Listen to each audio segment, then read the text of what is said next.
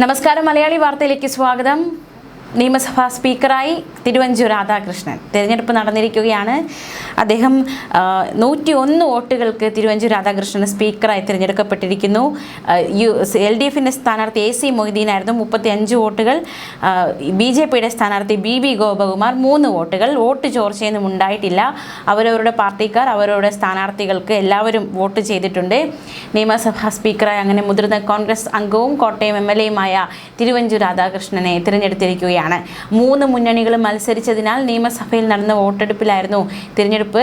തിരുവഞ്ചൂർ രാധാകൃഷ്ണന് 101 vote, AC മൊയ്തീന് 35, BB ഗോപകുമാറിന് 3 വോട്ടുകൾ. നടപടികൾ നിയന്ത്രിച്ച pro tem speaker G Sudhakaran vote ചെയ്തില്ല. പേര് വിളിക്കുന്നതിനനുസരിച്ച് അംഗങ്ങൾ സ്പീക്കറുടെ ഡയസിന് പിന്നിൽ ഒരുക്കിയ സ്ഥലത്ത് വന്ന് വോട്ട് രേഖപ്പെടുത്തി പെട്ടിയിലിടുകയായിരുന്നു. 138 വർഷത്തെ പാരമ്പര്യമുണ്ട് നിയമസഭയ്ക്ക്. ഇവിടെ 25ാമത്തെ സ്പീക്കറായിട്ടാണ് തിരുവഞ്ചൂർ രാധാകൃഷ്ണൻ തിരഞ്ഞെടുക്കപ്പെട്ടിരിക്കുന്നത്. എന്തായാലും അതിൽ അഭിമാനമുണ്ട് എന്ന് അദ്ദേഹം പ്രതികരിച്ചിരിക്കുകയാണ്. വലിയ സന്തോഷമുണ്ട്. പാർലമെന്ററി ജനാധിപത്യത്തിൽ ഏറ്റവും നിർണായകമായ ചുമതലയാണ് പാർട്ടി ഏൽപ്പിച്ചിരിക്കുന്നത്. അതിൽ 100% സംതൃപ്തിയുണ്ടെന്നും തിരുവഞ്ചൂർ രാധാകൃഷ്ണൻ പറഞ്ഞു.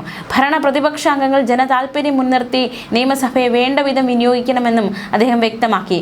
ഡെപ്യൂട്ടി സ്പീക്കർ തിരഞ്ഞെടുപ്പ് ജൂൺ 1-നാണ്. ഭരണപക്ഷത്ത് നിന്ന് ഷാനിമോൾ ഉസ്മാനാണ് സ്ഥാനാർത്ഥി. LDF BJP സ്ഥാനാർത്ഥികളെ തീരുമാനിച്ചിട്ടില്ല. തുടർന്ന് മുഖ്യമന്ത്രി VD സതീശനും പ്രതിപക്ഷ നേതാവ് പിണറായി വിജയനും ചേർന്ന് തിരുവഞ്ചൂർ രാധാകൃഷ്ണനെ സ്പീക്കറുടെ കസേരയിലേക്ക് ആനയിച്ചു. മുഖ്യമന്ത്രി VD സതീശൻ തിരുവഞ്ചൂർ രാധാകൃഷ്ണനെ അഭിനന്ദിച്ചിരിക്കുകയാണ്. പ്രിയങ്കരനായ തിരുവഞ്ചൂരിന് ഹൃദയം നിറഞ്ഞ ആശംസകൾ. സഭയിൽ ഏറ്റവും സീനിയറായ ഒരാളാണ് അദ്ദേഹം. എങ്ങനെ ഒരു നിയമസഭാ സാമാജികൻ ആയിരിക്കണം എന്നതിൻ്റെ റോൾ മോഡലാണ് തിരുവഞ്ചൂർ രാധാകൃഷ്ണൻ എന്ന് VD സതീശൻ പറഞ്ഞു. പിണറായി വിജയൻ അനുമോദിച്ചിട്ടുണ്ട്. പ്രതിപക്ഷ നേതാവ് പിണറായി വിജയൻ ഹർദ്ദമായ അനുമോദനങ്ങളെന്നാണ് തിരുവഞ്ചൂർ രാധാകൃഷ്ണനോട് പിണറായി വിജയൻ പറഞ്ഞത്. ദീർഘമായ നിയമസഭാ പരിചയത്തിന് ഉടമയാണ് അദ്ദേഹമെന്നും പിണറായി വിജയൻ വ്യക്തമാക്കി. ഭരണ പ്രതിപക്ഷത്തിരുന്നുള്ള വൈവിധ്യമായ രാഷ്ട്രീയ അനുഭവ പശ്ചാത്തലം അദ്ദേഹത്തിനുണ്ട്. പ്രതിപക്ഷത്തിൻ്റെ എല്ലാ സഹകരണവും വാഗ്ദാനം ചെയ്യുന്നുവെന്നാണ് പിണറായി വിജയൻ പറഞ്ഞത്. രാജീവ് ചന്ദ്രശേഖർ പറഞ്ഞിരിക്കുന്നു, ജനാധിപത്യ നടപടികൾ നടത്താൻ സ്പീക്കർക്കാകട്ടെ എന്ന്. ജനങ്ങൾക്ക് നല്ല ഭാവി സൃഷ്ടിക്കാൻ കഴിയുന്ന കാര്യങ്ങൾ ചർച്ച ചെയ്യാൻ ഈ സഭയിൽ കഴിയട്ടെ എന്ന് രാജീവ് ചന്ദ്രശേഖർ തിരുവഞ്ചൂർ രാധാകൃഷ്ണൻ ആശംസകൾ അറിയിച്ചു. പുതിയ MLAമാരെ പ്രോത്സാഹിപ്പിക്കണം. പൂർണ്ണ സഹകരണം BJPയുടെ ഭാഗത്തു നിന്നുണ്ടാകും. എല്ലാവിധ ആശംസകളും നേരുന്നുവെന്നാണ് രാജീവ് ചന്ദ്രശേഖർ പറഞ്ഞത്. എന്തായാലും സ്പീക്കർ തിരഞ്ഞെടുപ്പ് പൂർത്തിയായിരിക്കുന്നു. സ്പീക്കറിൻ്റെ സ്ഥാനത്തേക്ക് ഇപ്പോൾ പ്രോം ടൈം സ്പീക്കറായിട്ട് G സുധാകരനായിരുന്നു. അദ്ദേഹമായിരുന്നു ഇത്രയും നേരം സ്പീക്കർ കസേരയിലിരുന്നത്. തിരുവഞ്ചൂർ രാധാകൃഷ്ണനെ സ്പീക്കറായി തിരഞ്ഞെടുത്തതിന് പിന്നാലെ G സുധാകരൻ കസേര ഒഴിഞ്ഞു. ഭരണപക്ഷ നിരയിൽ വലിയ അംഗബലമുള്ളത് കൊണ്ട് തന്നെ തിരുവഞ്ചൂർ രാധാകൃഷ്ണൻ തന്നെ സ്പീക്കറാകുമെന്ന കാര്യത്തിൽ സംശയമില്ലായിരുന്നു. മാത്രമല്ല മറ്റൊരു സവിശേഷത കൂടിയുണ്ട്. ചരിത്രത്തിൽ ആദ്യമായിട്ട്, കേരള നിയമസഭയുടെ ചരിത്രത്തിൽ ആദ്യമായിട്ട് സ്പീക്കർ തിരഞ്ഞെടുപ്പിൽ BJP മത്സരിക്കുന്ന ഒരു വ്യത്യസ്തമായ കാഴ്ച കൂടി കാണാൻ ഇടയായി. ആദ്യമായിട്ടാണ് സ്പീക്കർ തിരഞ്ഞെടുപ്പിൽ BJP മത്സരിക്കുന്നത്. പ്രോം ടൈം സ്പീക്കറുടെ നിയന്ത്രണത്തിലായിരുന്നു തിരഞ്ഞെടുപ്പ് നടന്നത്. 4 പത്രികകളാണ് തിരുവഞ്ചൂർ രാധാകൃഷ്ണനെ നാമനിർദ്ദേശം ചെയ്തുകൊണ്ട് സമർപ്പിക്കപ്പെട്ടത്. ഇതാണ് VD സതീശൻ നാമനിർദ്ദേശം ചെയ്യുകയും സണ്ണി ജോസഫ് പിന്താങ്ങിക്കൊണ്ടുള്ളത് PK കുഞ്ഞാലിക്കുട്ടി നിർദ്ദേശിക്കുകയും PK ബഷീർ പിന്താങ്ങുകയും മോൻസ് ജോസഫ് നിർദ്ദേശിക്കുകയും അനൂപ് ജേക്കബ് പിന്താങ്ങുകയും ഷിബു ബേബി ജോൺ നാമനിർദ്ദേശം ചെയ്യുകയും CP ജോൺ പിന്താങ്ങുകയും ചെയ്തു. ഇത്തരത്തിൽ 4 പത്രികകൾ തിരുവഞ്ചൂരിന് വേണ്ടി സമർപ്പിക്കപ്പെട്ടു. AC മൊയ്തീനെ നാമനിർദ്ദേശം ചെയ്തുകൊണ്ടുള്ള ആദ്യ പത്രികയിൽ പിണറായി വിജയൻ നാമനിർദ്ദേശം ചെയ്യുകയും K രാജൻ പിന്താങ്ങുകയും ചെയ്തിരുന്നു. രണ്ടാമത്തെ പത്രികയിൽ KN ബാലഗോപാൽ നാമനിർദ്ദേശം ചെയ്യുകയും PK പ്രവീൺ പിന്താങ്ങുകയും ചെയ്തിരുന്നു. BB ഗോപകുമാറിനെ നാമനിർദ്ദേശം ചെയ്തുള്ള പത്രികയിൽ രാജീവ് ചന്ദ്രശേഖർ പേര് നിർദ്ദേശിക്കുകയും V മുരളീധരൻ പിന്താങ്ങുകയും ചെയ്തു.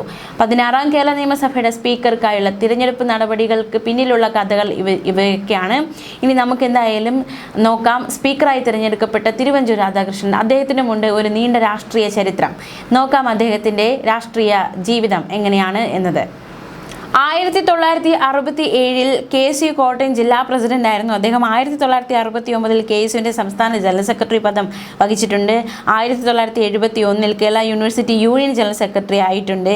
മാത്രമല്ല ഒരുപാട് തിരഞ്ഞെടുപ്പുകൾ മത്സരിച്ചു. അദ്ദേഹം എല്ലാത്തിലും ജയിച്ചിട്ടുണ്ട് എന്നതും ഏറ്റവും ശ്രദ്ധേയമാണ്. 1984 മുതൽ 2001 വരെ KPCC ജനറൽ സെക്രട്ടറി ആയിരുന്നു. 2004 ഒന്നാം ഉമ്മൻചാണ്ടി മന്ത്രിസഭയിൽ അംഗമായിരുന്ന തിരുവഞ്ചൂർ ജലവിഭവം, വനം, ആരോഗ്യം, പാർലമെന്ററി കാര്യം എന്നിവ വകുപ്പുകളുടെ ചുമതല വഹിച്ചിട്ടുണ്ട്. 2011 രണ്ടാം ഉമ്മൻചാണ്ടി മന്ത്രിസഭയിൽ റവന്യൂ വകുപ്പ് മന്ത്രിയായിട്ട് നിയോഗിക്കപ്പെട്ടിട്ടുണ്ട്. പാമോയിൽ കേസിൽ മുഖ്യമന്ത്രി ഉമ്മൻചാണ്ടിക്കെതിരെ വിജിലൻസ് അന്വേഷണം വേണമെന്ന് കോടതി ഉത്തരവിട്ടതിനെ തുടർന്ന് 2011 ഓഗസ്റ്റ് 9 വിജിലൻസ് വകുപ്പിന്റെ ചുമതല അദ്ദേഹം ഒഴിഞ്ഞപ്പോൾ ഈ വകുപ്പിന്റെ ചുമതല കൂടി തിരുവഞ്ചൂർ രാധാകൃഷ്ണന് കൈമാറപ്പെട്ടിട്ടുണ്ട്. 2012 ഏപ്രിൽ 12 നടന്ന കോൺഗ്രസ് മന്ത്രിമാരുടെ വകുപ്പ് മാറ്റത്തെ തുടർന്ന് തിരുവഞ്ചൂർ രാധാകൃഷ്ണന് ആഭ്യന്തര വകുപ്പിന്റെ ചുമതല കിട്ടി. അദ്ദേഹത്തിന്റെ ചുമതലയുണ്ടായിരുന്ന റവന്യൂ വകുപ്പ് അടൂർ പ്രകാശിന് നൽകുകയും ചെയ്തു.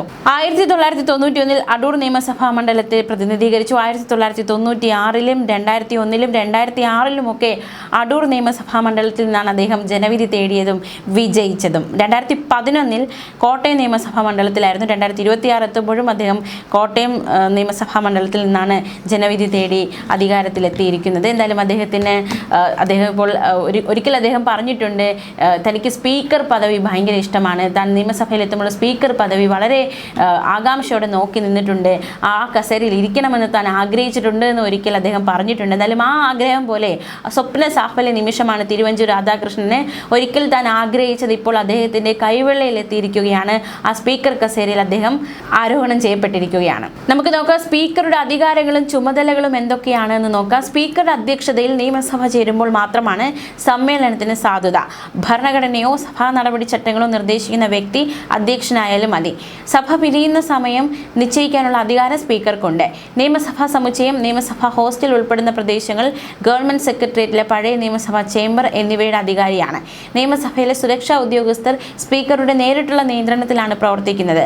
സഭയിൽ നടക്കുന്ന എല്ലാ കാര്യങ്ങൾക്കും സ്പീക്കറുടെ മുൻകൂർ അനുമതി തേടണം. സഭയ്ക്കുള്ളിലെ ചർച്ചകളുടെ ഗതി നിർണ്ണയിക്കുന്നത് സ്പീക്കറാണ്.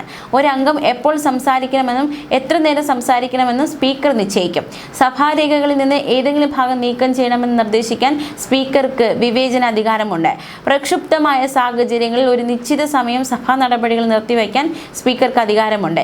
ബില്ലുകളുടെ ഭേദഗതി അവതരിപ്പിക്കാൻ സ്പീക്കറുടെ അനുമതി നേടണം. സഭ പാസാക്കിയ ഓരോ ബില്ലും സ്പീക്കറുടെ അംഗീകാരത്തോടെ മാത്രമേ ഗവർണർക്ക് മുൻപാകെ സമർപ്പിക്കാനാകൂ. സഭയുടെ ഉത്തരവുകൾ നടപ്പാക്കാനുള്ള വാറന്റ് പുറപ്പെടുവിക്കാനും സഭയ്ക്ക് വേണ്ടി ശാസന വിധിക്കാനുമുള്ള അംഗീകാരം സ്പീക്കർക്കുണ്ട്. സഭയുടെയും സഭാസമിതികളുടെയും സഭാംഗങ്ങളുടെയും അവകാശാധികാരങ്ങളുടെ സംരക്ഷകൻ സ്പീക്കറാണ്. പ്രതിപക്ഷ നേതാവിനെ അംഗീകരിച്ചുകൊണ്ടുള്ള തീരുമാനമെടുക്കാനുള്ള അധികാരം സ്പീക്കർക്കാണ്. കൂറുമാറ്റ നിരോധന നിയമപ്രകാരം അംഗങ്ങൾക്ക് അയോഗ്യത കൽപ്പിക്കാനുള്ള അധികാരവും സ്പീക്കറിൽ നിക്ഷിപ്തം. നിയമസഭയ്ക്കകത്ത് രാഷ്ട്രീയ കക്ഷികൾക്ക് അംഗീകാരം നൽകാനുള്ള അധികാരം സ്പീക്കർക്കുണ്ട്. തന്റെ തീർപ്പുകൾ ലംഘിക്കുന്ന ഒരു അംഗത്തെ നിശ്ചിത കാലത്തേക്ക് സഭയിൽ നിന്ന് പുറത്താക്കാനും സ്പീക്കർക്ക് സാധിക്കും. സ്പീക്കറുടെ പ്രധാന ജോലി പ്രതിപക്ഷത്തിൻ്റെയും ഭരണപക്ഷത്തിൻ്റെയും പൊതു താൽപ്പര്യങ്ങൾ സംരക്ഷിക്കുക എന്നതാണെന്നും ലോക്സഭാ സ്പീക്കറായിരുന്ന GB മൗലങ്കർ എടുത്ത നിലപാടുകൾ തൻ്റെ മുന്നിൽ ഉണ്ടെന്നും തിരുവഞ്ചൂർ രാധാകൃഷ്ണൻ പ്രതികരിക്കുകയുണ്ടായി. സഭയുടെ നാഥനാകുമ്പോൾ ഇരുഭാഗത്തുള്ളവർക്ക് സ്വീകാര്യമായ നിലപാടുകൾ സ്വീകരിക്കുന്ന രീതിയിൽ സ്പീക്കർ ഉയരണം. ഇപ്പോൾ സഭയ്ക്കുള്ളിൽ പലപ്പോഴും ശബ്ദ കോലാഹലമാണ് ഉയരുന്നത്. ഇത് നല്ല രീതിയേ അല്ല. നാടിന് വേണ്ടത് നല്ല നിയമസഭാ രീതികളാണ്. അതിന് അംഗങ്ങൾക്ക് പിന്തുണ കൊടുക്കുകയാണ് സ്പീക്കറുടെ ജോലിയെന്നും അതിന് തനിക്ക് കഴിയുമെന്നുമാണ് താൻ വിചാരിക്കുന്നതെന്നും തിരുവഞ്ചൂർ രാധാകൃഷ്ണൻ പ്രതികരിക്കുകയുണ്ടായി. എന്തായാലും അദ്ദേഹത്തിന് ആശംസകൾ അറിയിക്കുകയാണ് കേരളം ഒന്നടങ്കം. ന്യൂസ് ഡെസ്ക് മലയാളി വാർത്ത.